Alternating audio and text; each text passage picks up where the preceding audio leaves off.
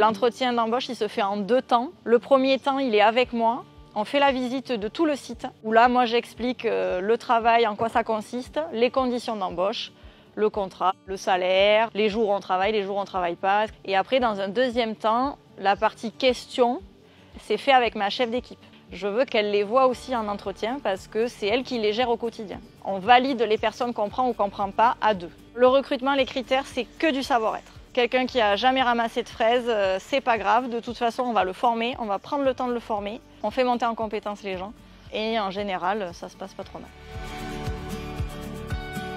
Dans les entretiens préalables à l'embauche, on se rend compte qu'on a des gens qui ont des exigences ou des besoins qui sont extrêmement variés. Avant de commencer à castrer, ils vont être convoqués à 9 h où on va signer les contrats.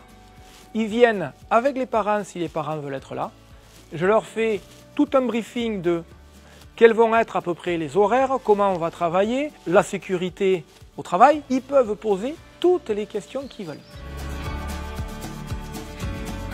Pour les entretiens, alors souvent pour les mineurs, je veux à tout prix avoir les parents au téléphone et le jeune. Du coup, je veux sensibiliser les parents et les rassurer. Après, pour les saisonniers professionnels, je leur demande systématiquement un CV.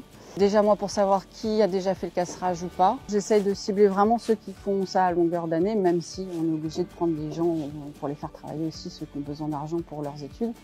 Mais il faut choisir un peu pour qu'il y ait un équilibre aussi au niveau des équipes.